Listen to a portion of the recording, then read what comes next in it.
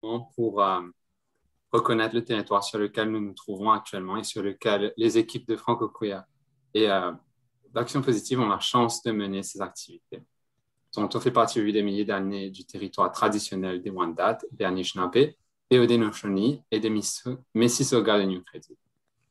Le traité dit du bol à une seule cuillère leur avait permis de partager l'accès et l'usage des ressources naturelles de la région des Grands Lacs de façon pacifique et durable. Aujourd'hui, ce lieu de rassemblement abrite divers membres des peuples autochtones de l'île de la Tortue et nous sommes reconnaissants d'avoir l'opportunité de nous retrouver sur ce territoire traditionnel. Nous reconnaissons l'histoire du génocide culturel contre les peuples autochtones et l'héritage colonial du Canada et le besoin toujours actuel de changer la mentalité colonialiste et raciste de notre société. Nous vous invitons aussi à réfléchir à comment chacun et chacune de nous pouvons contribuer à démanteler cet héritage. Khaled, tu veux faire ton... Oui, je suis désolée, je suis passée à la slide d'après et je ne sais pas comment revenir. Donc, notre tradition ici à Max Ottawa consiste à reconnaître et rappeler que nous nous trouvons aujourd'hui sur le territoire traditionnel et non cédé du peuple algonquin Anishinaabe. Merci. OK, je vais poursuivre avec les intentions du groupe, le mode de fonctionnement. Comment va se dérouler l'activité d'aujourd'hui? Alors, nos activités représentent normalement un safe space et nous aimerions conserver cet espace sécuritaire. Aujourd'hui, nous parlons de sujets assez sensibles et c'est un espace de partage sain. Il y a tout de même quelques petites règles à respecter, 4 piliers à prendre en compte. Donc, l'empathie. Nous vous demandons de ne pas porter de jugement lorsqu'un participant ou une participante prendra la parole. La responsabilité lors de prise de parole. Utiliser le pronom je au lieu du nous. Nous vous demandons de respecter la confidentialité des informations qui vous seront partagées aujourd'hui et une ouverture d'esprit et curiosité saine. Nous avons donc l'intention, comme je disais, de parler de sujets qui sont assez sensibles, qui ont été assez tabous. Je vais à présent vous parler de l'utilisation de Zoom. Donc, si vous avez une question ou un commentaire que vous voulez partager, n'hésitez pas à cliquer sur l'icône Raise Hand, comme vous pouvez le voir sur l'écran. Et nous donnerons la possibilité à tout le monde de s'exprimer. Si vous ne voulez pas vous exprimer à haute voix, c'est OK. Vous pouvez l'écrire dans le chat et on prendra le temps de lire par la suite. Vous pouvez également réagir aux propos et aux questions de tout le monde en cliquant sur le bouton Reactions. On a une question? Oui. Oui, Pierre, vas-y. Oui, OK. Alors, moi, je demanderais, s'il vous plaît, qu'on puisse parler plus lentement et articuler parce que j'ai des oreilles bioniques. Moi aussi. Okay. Alors, je comprends. Oui. Bienvenue, le bionique. OK, merci pour la demande. Je vais définitivement ralentir. Histoire de respecter la bonne pratique, vous pouvez aussi modifier votre nom en confirmant vos pronoms entre parenthèses. Cela va éviter à ce qu'on met genre qui que ce soit. Et vous pouvez faire cela en cliquant sur Rename. Voilà, je vais maintenant passer la parole à Kérolos pour commencer l'activité, faire un survol des différentes applications de rencontre. J'aimerais poser une question justement à Kéro. Oui, vas-y Pierre. OK, alors ce que j'aimerais savoir, c'est, est-ce que les autres personnes là, que je vois ici à l'écran font tous partie de ce groupe-là, dans le sens que vous faites partie de l'organisation en tant que telle?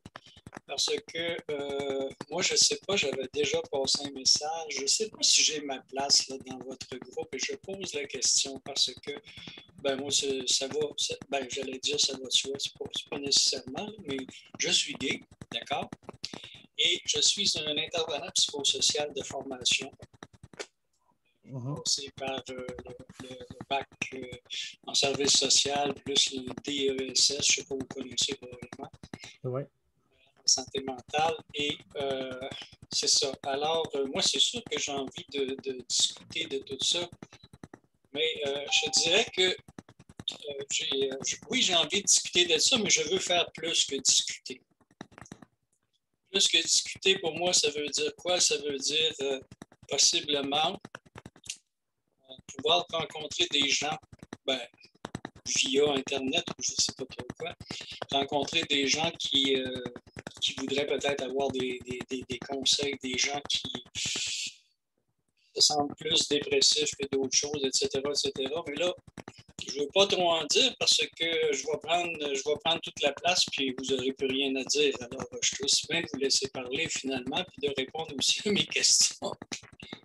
Ben, ce qu'on peut faire, Pierre, moi et toi, moi, ça me ferait plaisir de parler avec toi, juste entre moi et toi, comme, pour qu'on puisse travailler ensemble au fait pour en discuter encore plus d'avance. Mais concernant ta place ici, il y a de la place pour tout le monde. Parce que les conversations qu'on a, je pense que c'est super, super important que les conversations intergénérationnelles sont super importantes pour savoir comment naviguer les applis dans différentes catégories, différentes personnalités, différentes catégories d'âge, de race et tout ça. Alors, là, aujourd'hui, on va avoir une grosse discussion entre nous, mais en même temps, il va y avoir beaucoup d'informations que tu peux utiliser dans ton milieu de travail aussi, si tu veux, et le partage pour tout le monde, au fait. T'es sur mute, Pierre. On t'entend pas. Oh, on t'entend pas, ton micro est fermé.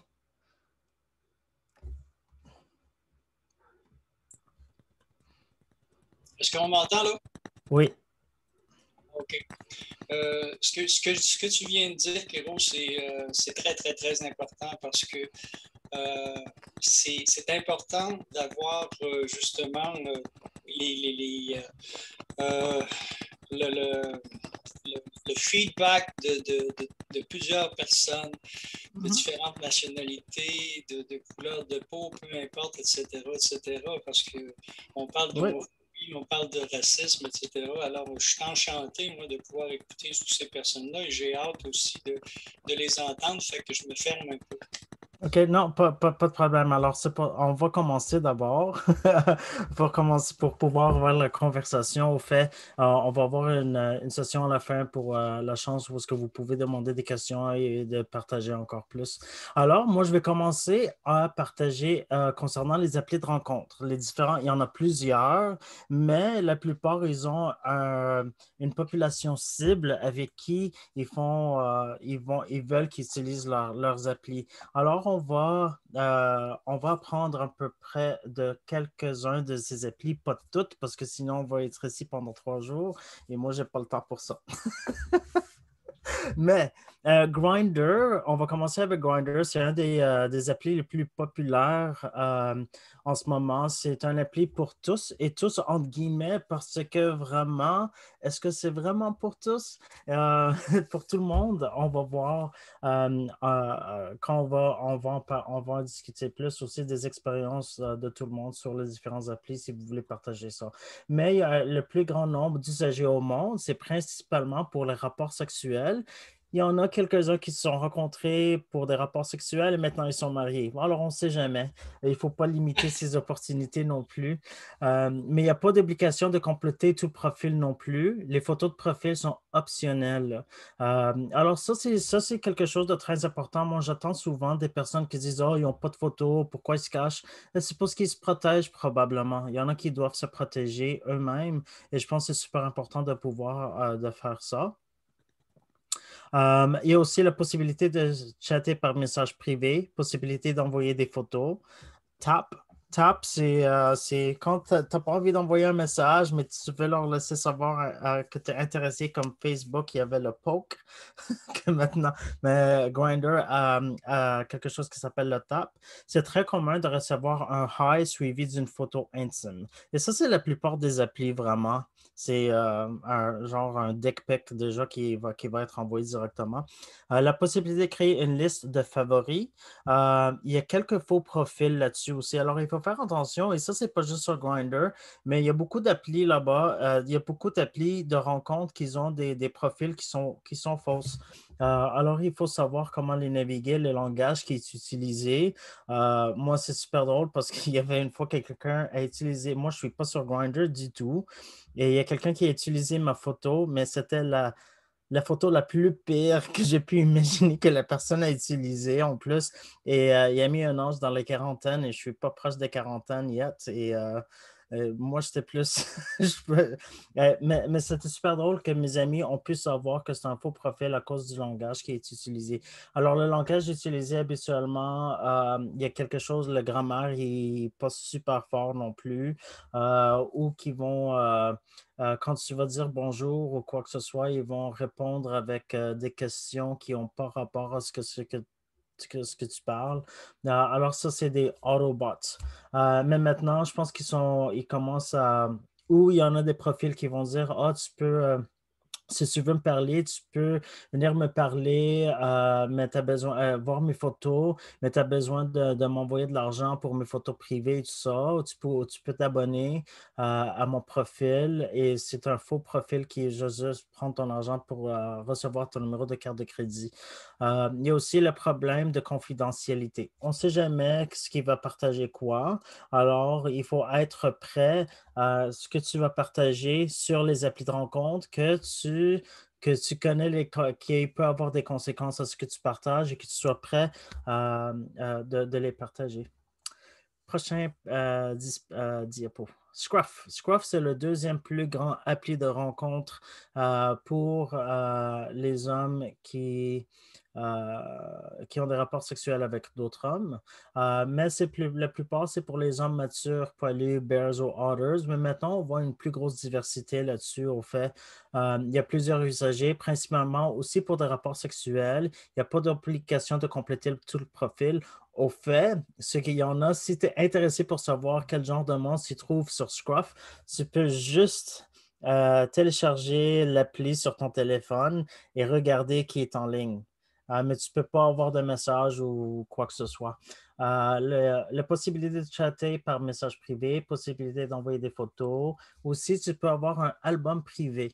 Alors, c'est un album avec plusieurs photos parce que tu peux partager au lieu d'aller dans ton album et d'essayer d'envoyer ça. Alors, ça, c'est plus facile de faire, partager l'album privé. Ou tu peux avoir des vidéos aussi. Il y a le Woof qui est également comme le Tap, qui est également comme le Poke sur Facebook pour attirer l'attention d'un autre. Il y a le jumelage par intérêt mutuel. Alors maintenant, si tu te classifies comme un bear, alors tu peux voir les autres bears si ça fait partie de tes intérêts mutuels ou quoi que ce soit. Section Scruff Match, alors c'est comme Tinder, tu peux à droite ou à gauche si tu es intéressé, ou en bas si tu veux y penser. C'est assez intéressant quand même. Et si tu es intéressé, ça veut dire que tu as un Scruff Match et tu peux leur envoyer un message et ils vont savoir que tu as un match aussi. Il y a aussi la section événements et voyages. Alors, si tu planifies de voyager, tu peux laisser savoir, tu vas voyager dans ce temps-là. Alors, ton profil va apparaître dans les paramètres de où est-ce que tu t'en vas voyager pendant une semaine avant et ou même beaucoup plus avant ça maintenant. Et les événements tu peux partager des événements. Alors, ça vaut la peine parfois si tu veux savoir ce qui se passe dans ton monde ou qu'est-ce qu'il y a en ligne. Ils ont des événements assez intéressants quand même sur Scruff et il y a très peu de faux profils là-dessus. C'est très, très difficile. L'algorithme est assez avancé quand même pour pouvoir s'il y a des faux profils. Moi, j'en ai pas eu. Le seul que j'ai eu sur Scruff, c'était une fois, c'est une organisation de sex party.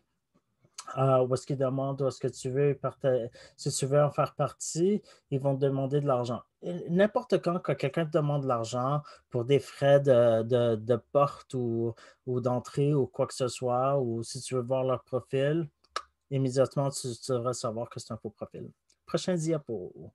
Hornet. Hornet et Grindr, Hornet, je veux dire, et Scruff maintenant sont non, c'est Hornet et Grindr sont très similaires l'un et l'autre, mais tu as besoin d'un compte Facebook ou Google pour y avoir accès.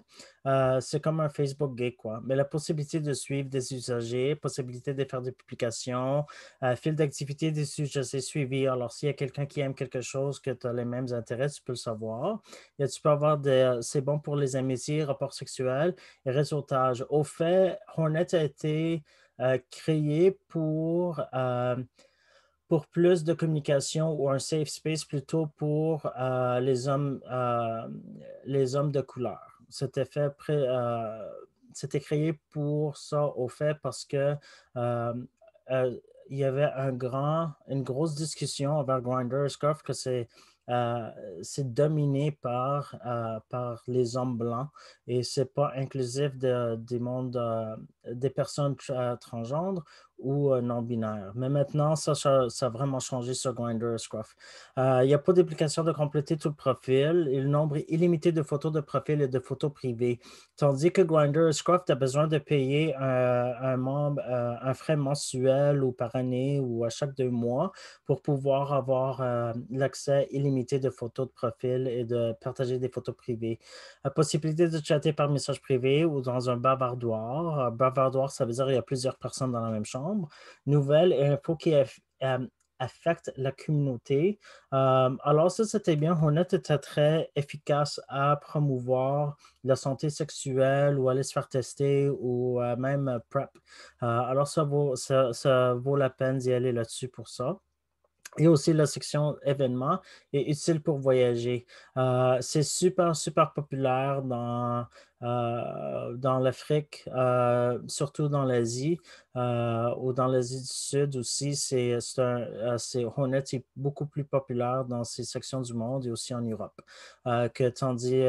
comparativement à l'Amérique du Nord. Alors, ça vaut la peine si tu voyages dans ces parties du monde d'utiliser Hornet. Prochaine diapo. Tinder. Alors, Tinder, c'est vraiment pour des hommes qui cherchent plus qu'un rapport sexuel, mais aussi c'est pour tout le monde. Au fait, Tinder, c'est la population pour eux, ça peut être straight, gay, pansexuel, bisexuel, tout dépend. Mais tout dépend de tes préférences que tu cherches. Ils vont s'assurer que les profils que tu vas voir sont dans les mêmes intérêts.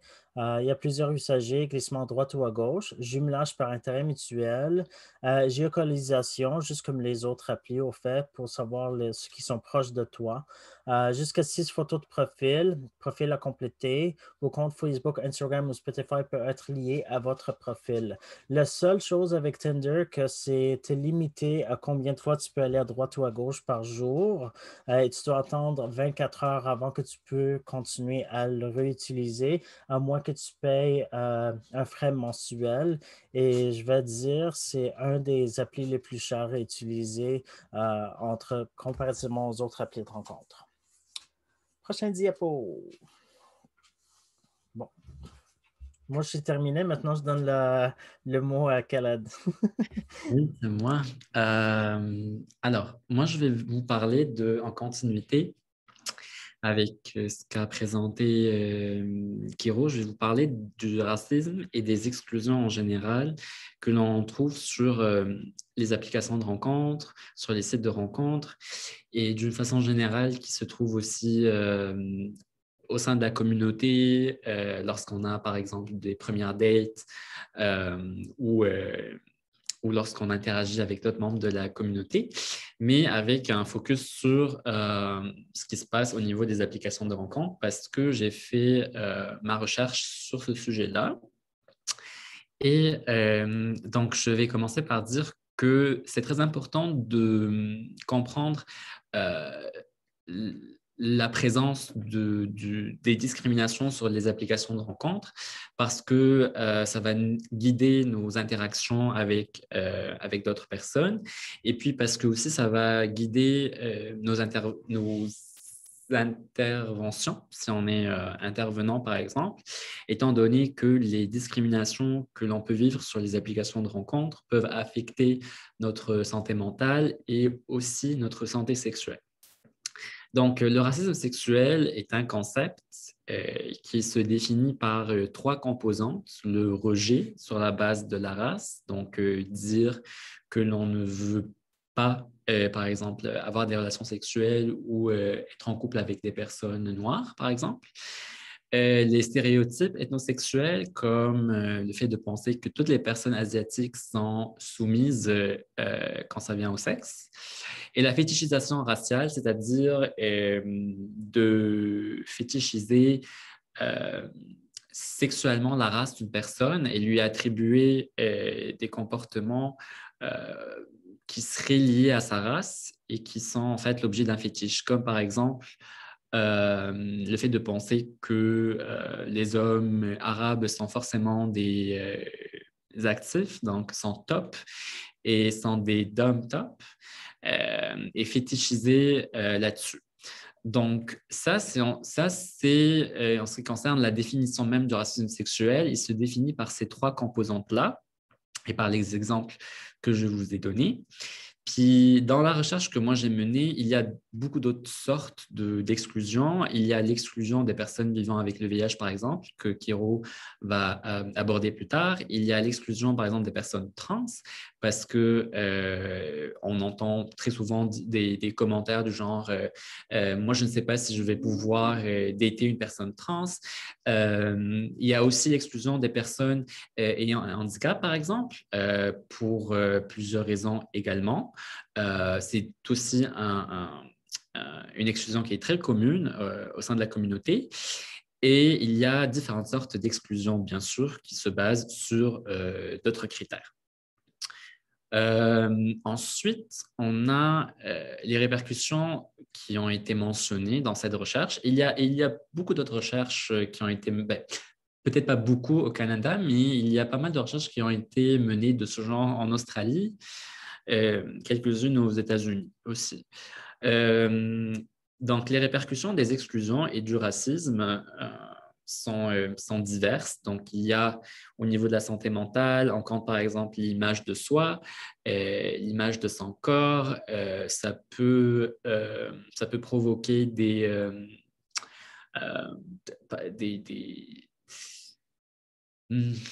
comment dire ça? Ça peut provoquer par exemple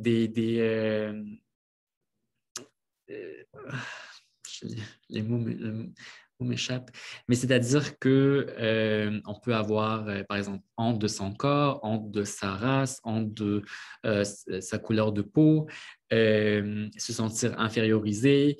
Ça peut affecter notre estime de soi, ça peut affecter la façon dont on voit notre corps, et puis ça peut affecter aussi la façon dont on interagit avec les autres. La santé sexuelle, ça vient affecter la santé sexuelle parce que quand on reçoit, par exemple, des commentaires négatifs ou quand on est un peu objectifié, on va se voir justement comme un objet sexuel et ça peut provoquer, par exemple, une certaine précarité au niveau des interactions sexuelles qu'on va avoir avec d'autres personnes. Parce qu'on va vouloir plaire principalement et donc ça a aussi des conséquences parce qu'on est en train de plaire à la personne qui nous discrimine. Puis au niveau de la santé sociale, parce que il y a une fragilité au niveau du lien qu'on essaie de construire avec sa propre communauté et puis de sa volonté de faire des rencontres avec d'autres personnes, puis d'avoir des relations de façon générale. Il y a différentes façons de faire face à ces exclusions qui ont été mentionnées. Donc, par exemple, on va choisir des applications de rencontres où l'on va se retrouver avec des personnes qui sont identiques à nous-mêmes. Donc, il y a des applications de rencontres. Une application de rencontre, par exemple, qui est propre aux personnes allergiques au gluten. Donc, je ne sais pas combien de personnes allergiques au gluten se font discriminer sur les applications de rencontres, mais c'est un exemple d'application qui va justement permettre de se retrouver entre personnes qui nous ressemblent et donc d'être certain de ne pas être discriminé sur ce critère-là qui nous regroupe. Il y a des personnes qui vont décider de quitter les applications de rencontre complètement. Et puis, il y a des personnes qui vont avoir d'autres stratégies, soit d'anticipation, soit d'évitement. Donc, mentionner sur son profil que on mette le plus d'informations sur sa propre personne pour qu'au moins la personne ne nous contacte pas si c'est pour nous discriminer ensuite, par exemple. Et puis, il y a des personnes qui vont vouloir aller défier justement les personnes qui vont les discriminer sur les applications de rencontre. Donc, il y a vraiment beaucoup de façons de gérer ces discriminations et ces exclusions-là. Et je vous fais vraiment un résumé très rapide. Mais c'est ça qu'il faut garder en tête, c'est que parfois, on peut avoir de bonnes intentions, mais contrairement au dicton, il n'y a pas que les intentions qui comptent, il y a aussi ce qu'on dit et ce qu'on fait. Et il faut toujours garder en tête donc, l'impact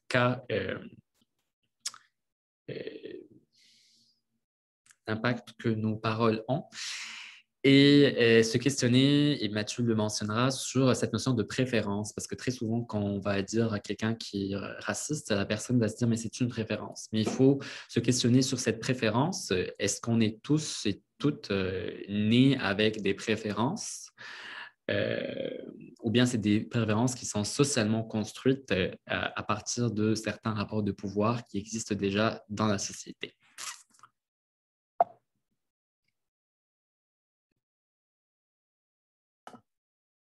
Merci pour ce partage, Khaled. De mon côté, je vais poursuivre la discussion sur la discrimination ethnique sur les applications de rencontre.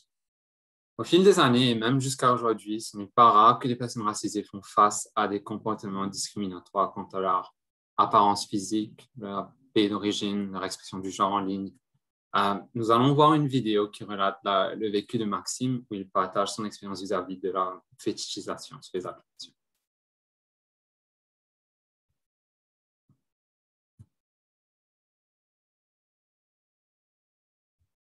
Il faut que tu partages ton son aussi. Je le rassure.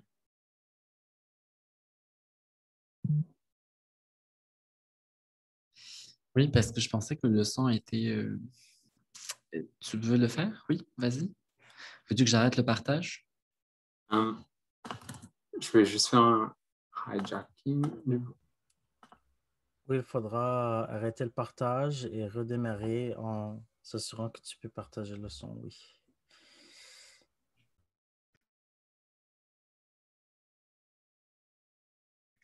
On n'entend pas. On n'entend pas? Non. Petit souci technique. Sorry. On peut toujours, au pire, envoyer le lien de la vidéo en ligne dans le chat si ça ne marche pas. Le racisme qui est dans la communauté gay, ça va être surtout le fétichisme. J'adore les bites d'asiatiques. Je ne sais pas ce que ça veut dire, du coup je lui ai demandé ce que ça voulait dire et il m'a gentiment expliqué qu'il préférait les petites que les gigantesques. Les asiatiques, ils me kiffent, ils ont tous envie de moi. Alors je sais pas si on s'est tous réunis pour en discuter, mais on peut faire ça.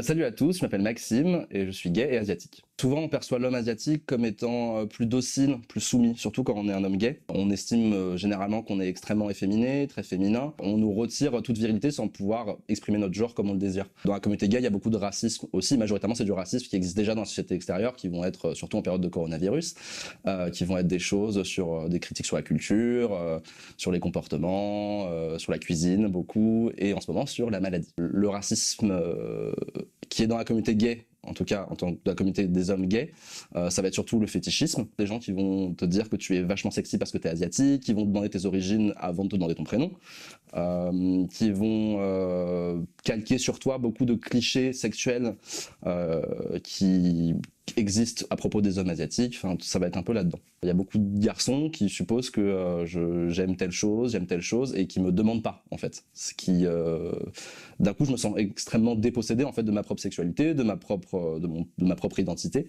Très vite, j'ai l'impression d'être juste un cliché dans les mains de quelqu'un qui veut assouvir une sorte de fantasme un peu exotisant. C'est toujours extrêmement désagréable de se sentir décortiqué et de voir dans le regard de l'autre que tu n'es qu'un objet et pas seulement, enfin, pas un homme avec des envies, des désirs qui sont propres à toi. Je vais vous lire des exemples de petits messages que je reçois. J'ai déjà eu, j'adore les beats d'asiatiques. Je sais pas ce que ça veut dire, du coup je vais demander ce que ça voulait dire.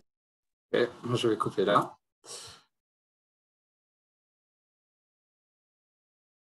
Le racisme.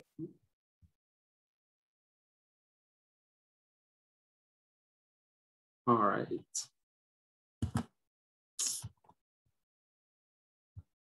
M'excuse pour le petit souci technique.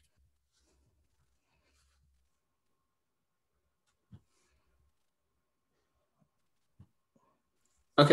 Si Maxime a discuté de la fétichisation, moi, je reprends la parole pour discuter un petit peu plus du langage raciste sur les applications de rencontres.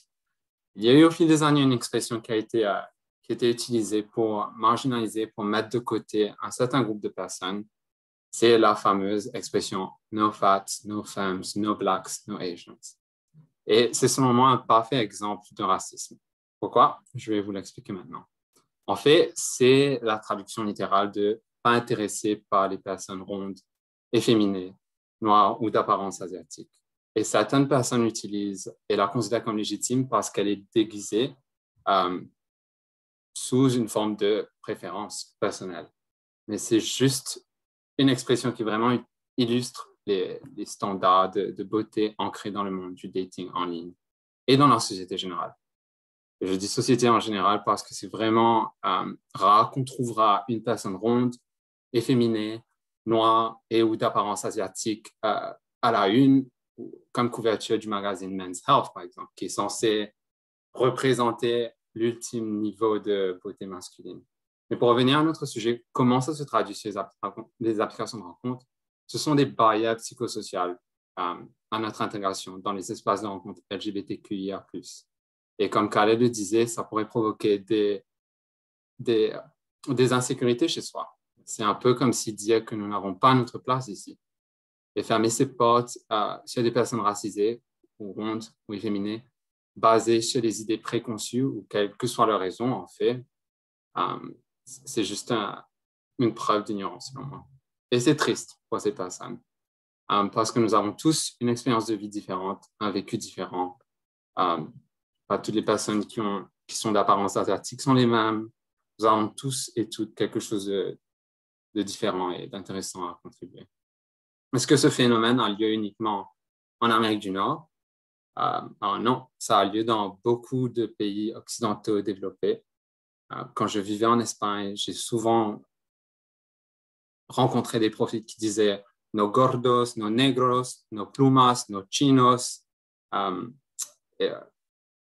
Oui, à travers cette expression, finalement, on se rend compte jusqu'à quel point le racisme a de l'ampleur dans ces pays développés.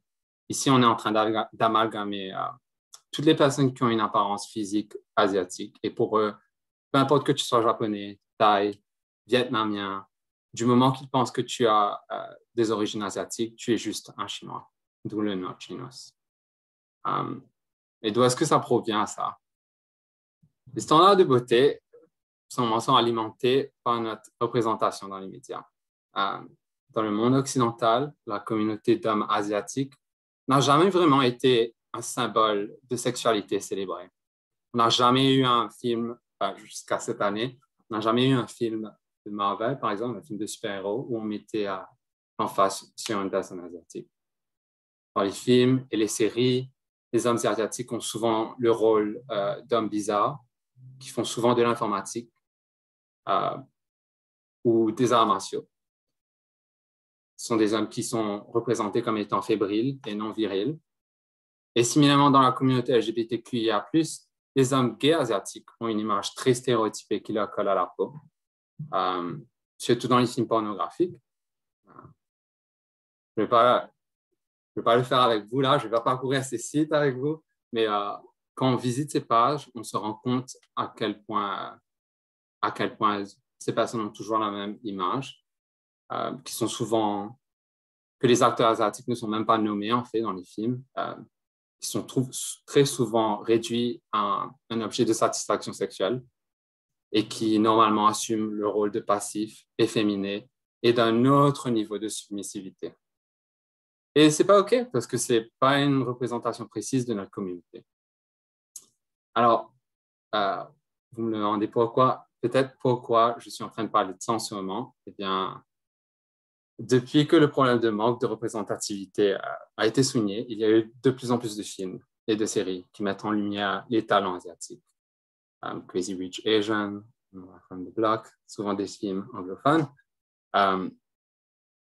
Et on voit justement qu'il n'y a pas assez de films avec des Asiatiques francophones, à ce que je cherche du moins. Mais si vous en connaissez, n'hésitez pas à écrire dans le chat, à le partager avec nous. Ça me ferait une joie de les connaître. Mais c'est d'autant plus important parce qu'on pense que, puisqu'on a réalisé tous ces films à Hollywood, que la communauté asiatique est finalement intégrée, appréciée et reconnue. Mais il suffit vraiment juste de voir les éléments autour de nous pour comprendre la réalité de ces personnes. Depuis la pandémie, comme Maxime le disait, il y a vraiment une hausse exponentielle de crimes anti-asiates. Rien qu'à Toronto, à Wellesley Station, il y a eu un crime la semaine dernière où cette personne caucasienne allait dans les transports en commun et insultait les personnes asiatiques, les cracher au visage juste à cause de leur apparence physique. Bref, c'est difficile de dire de ne pas se morfondre, surtout quand tout autour de toi semble bouleversé et à l'envers. Et l'autre raison pour laquelle c'est pertinent et la raison pour laquelle je vous partage cela aujourd'hui, c'est parce que le mois de mai, c'est le mois du patrimoine des Nord-Américains d'origine asiatique et des îles du Pacifique. Lors de ce mois de célébration, je sais reconnaître les contributions et les influences des Américains d'origine asiatique et des Américains des îles du Pacifique qui ont influencé ma vie et celle de beaucoup d'autres personnes comme moi. Et que c'est une célébration à faire tout au long de l'année. Comme ces personnes sont célébrées, je sais qu'en tant qu'individu, j'ai le droit de célébrer et j'ai le droit d'être. Ça, c'était ma petite partie. Je vais maintenant repasser la parole à Kerolos. Il continue la discussion sur les réalités, sur les applications de rencontre quant aux personnes, quant au dévoilement du statut sérologique. Excellent. Merci beaucoup, Mathieu, pour ça. Ça, c'est super important. C'est quelque chose qu'on entend souvent, on en parle souvent. Mais maintenant, on va aller dans un peu plus de détails en ce qui concerne d'autres défis qui se trouvent sur les applis de rencontre, surtout pour les personnes vivant avec le VIH. Moi, je suis une personne qui vit avec le VIH depuis 2007 et j'ai vu un gros changement dans les applis de rencontre, mais le changement n'est pas assez efficace ou n'a pas trop changé, ne s'est pas amélioré au fait, même avec la science qu'on a en ce moment. Et on va en parler un peu plus maintenant. Alors, les défis pour les personnes vivant avec le VIH sur les applis varient souvent. La première chose, c'est le langage utilisé sur les applis. Habituellement, on va utiliser le mot clean ou même plus général. Et c'est vraiment drôle parce que tu sais que cette personne manque d'éducation quand ils disent no AIDS here.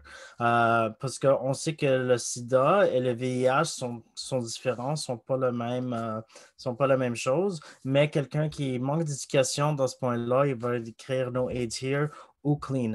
Moi, personnellement, quand je vois ça sur l'écran, je me dis, ben non, c'est parce que j'ai pris une douche aujourd'hui et on entend ces mots très souvent quand quelqu'un en parle des termes clean. Mais moi, j'aime ça. Une chose que j'avise faire, surtout pour les personnes vivant avec les VIH, c'est j'aime pousser les limites. Alors, si quelqu'un me dit, are you clean? Est-ce que tu es propre? Oui, j'ai pris une douche ce matin ou je viens tout juste de me laver les mains. Non, mais tu sais ce que je veux dire. Je fais mon idiot parce que je veux voir de commencer la conversation en leur laissant savoir comment ridicules ils sont avec les mots qu'ils utilisent. c'est vraiment ridicule d'utiliser le mot clean. Alors, dans ce point-là, ça commence avec une conversation assez agressive au fait pour rediriger où est-ce que ça peut être quelque chose de très éducatif pour l'autre personne. Mais en utilisant ces mots, ça cause des énormes impacts sur la santé mentale de la personne. Au fait, très souvent, on dit ah, grow thicker skin. Avoir de la peau épaisse, je pense que c'est comme ça on dit en français. Je ne sais pas si c'est le même terme, mais et le problème avec ça, c'est que ça vient c'est la même chose, ça revient à la même chose que Mathieu disait avec les termes quand quelqu'un dit no Asians, no blacks, no femmes. Le problème avec ça, c'est que quand quelqu'un lit ça assez souvent, ils vont commencer à se sentir que c'est vrai, une fausse sensation de réalité ou est-ce que vraiment, oui, peut-être que je suis pas propre, que je suis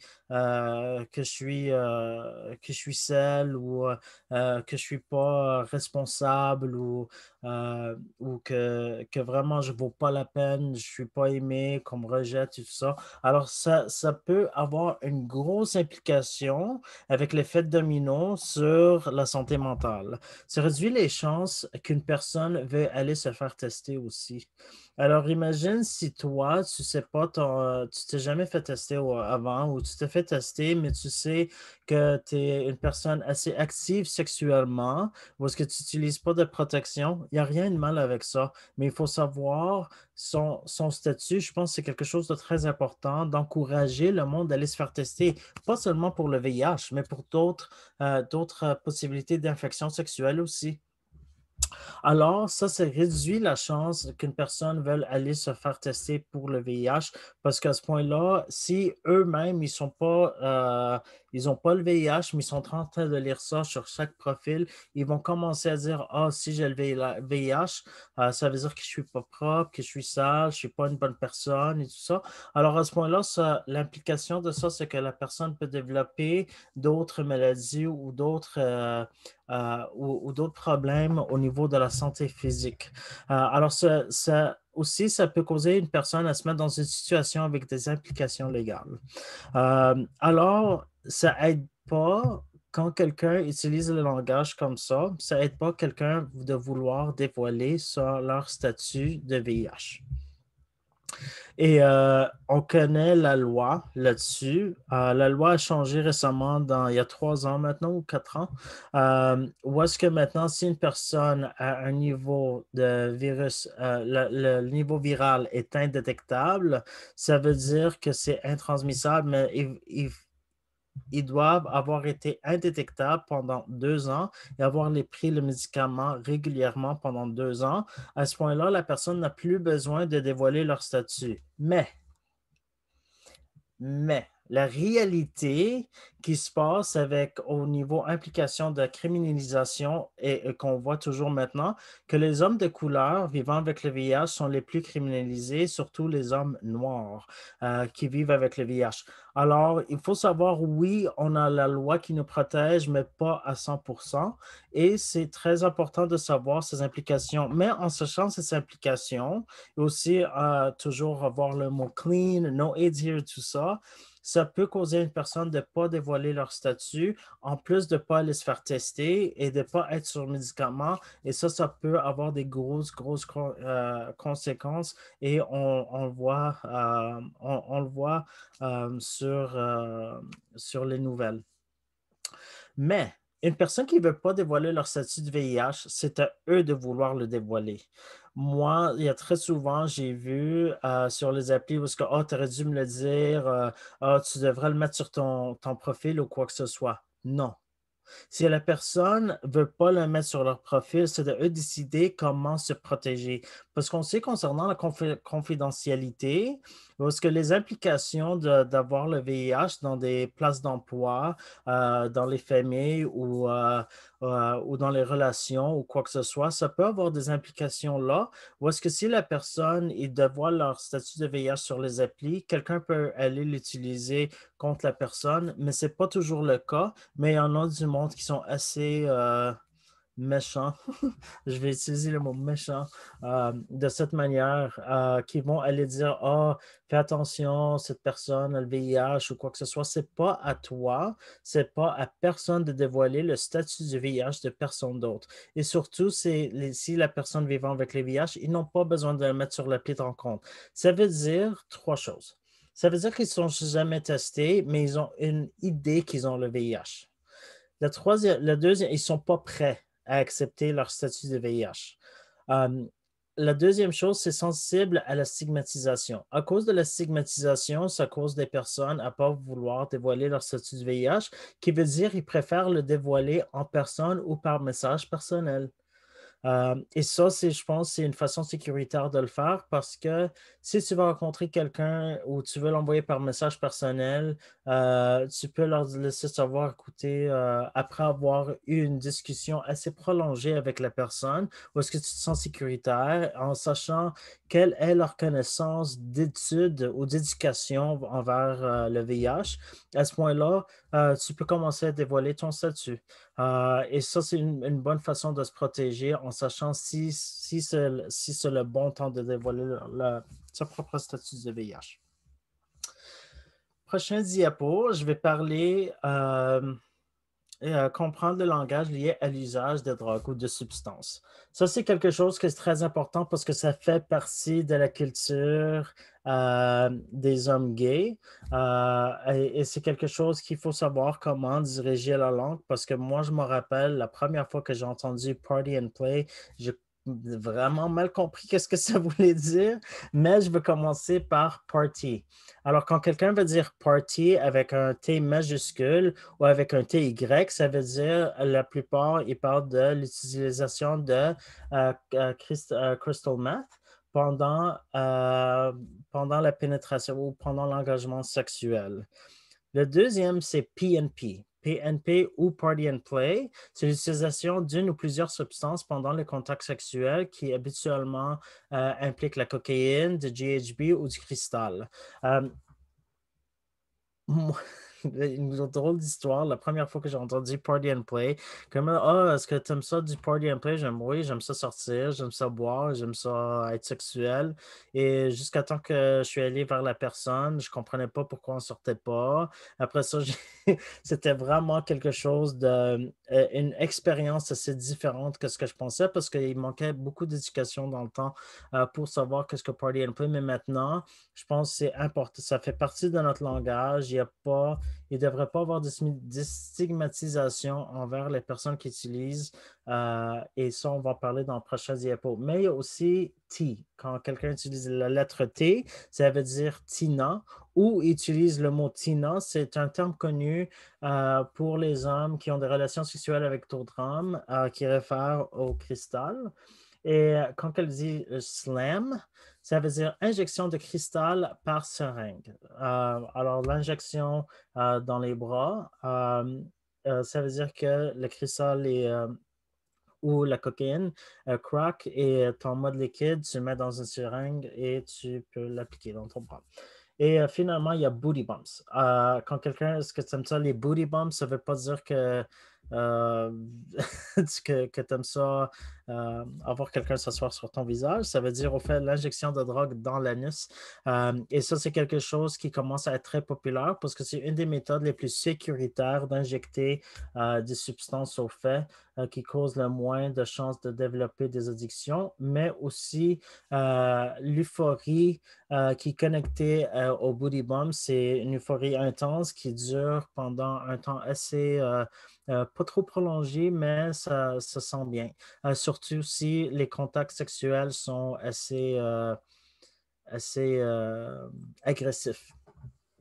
Mais ça, c'est des termes, des langages utilisés très souvent dans les applis de rencontre. Il y a des applis de rencontre qui, si tu utilises aucun de ces mots, ils vont les enlever complètement. Tu n'as pas le droit d'utiliser ou de faire ou de laisser ça ou de le mettre dans ton profil du tout, mais tu peux l'envoyer par message privé. Prochain diapo. Défi pour les usagers de substances, c'est en jugeant ou en stigmatisant les personnes qui utilisent des drogues pendant le rapport sexuel pour augmenter la chance d'une surdose. Alors, les surdoses sont très communs à cause de la stigmatisation, surtout si une personne utilise les substances eux-mêmes. Moi, je trouve que c'est important si quelqu'un voit mon profil et veulent se sentir en sécurité. Alors, ils vont me dire, oh, moi, j'aime ça utiliser. Moi, je sais mon éducation concernant l'usage des substances. Et alors, à ce moment, je vais leur dire, écoutez, j'en utilise plus, mais je suis ici pour toi si tu as besoin de quelqu'un pour te suivre ou pour s'assurer que tout va bien. Est-ce que d'une façon où est-ce que je peux communiquer avec toi dans 2 heures ou quoi que ce soit, je suis ici pour toi. Réduire la chance pour une personne qui cherche de l'aide. Avec la stigmatisation, c'est quelqu'un, dans les applis de rencontre, le langage habituellement, oh no, I don't do that, le langage est très agressif envers les personnes qui utilisent des substances en leur disant oh non, c'est dégueulasse ou tu ne devrais pas faire ça, c'est dangereux, c'est irresponsable. Ces mots peuvent causer une personne à ne pas vouloir chercher de l'aide pour leur soutien de santé mentale. La raison pour laquelle une personne va utiliser la plupart du temps, c'est parce que c'est un défi au niveau de la santé mentale et l'usage des substances leur aide à oublier c'est la dépression ou les ajustements dans leur vie. Ça prévient la réduction des méfaits. Alors, ça peut causer des surdoses parce que ils ont peur d'en parler avec quelqu'un ou ils n'en partagent pas, ils ont pas nécessairement les ressources où est-ce qu'ils peuvent avoir de l'aide non plus. Et aussi, ça peut les prévenir à aller chercher les outils nécessaires pour pouvoir consommer les substances. Et c'est important que les paraphernalia, je ne sais pas comment dire ça en français, les paraphéniles ne sont pas partagés entre personnes, au fait chacun d'avoir un nouveau kit qu'il utilise pour soi-même. Pour comme ça réduit la chance de transmission du VIH, de l'hépatite C, hépatite A, B et toutes les autres infections qui peuvent causer. Mais c'est super important de savoir que sur les applis de rencontre, il va y avoir du monde qui utilise. Alors maintenant, il faut savoir comment en parler avec les personnes qui utilisent sans émettant du langage stigmatisant qui pourrait avoir des conséquences assez sévères quand même. Et oui, ça c'est concernant les défis pour les agents de substances de ma part et pour les personnes vivant avec le VIH. Je n'ai pas d'autre chose à ajouter. Merci Kéro. Et merci Mathieu d'avoir développé sur ces sujets très importants. Et puis, j'espère que l'information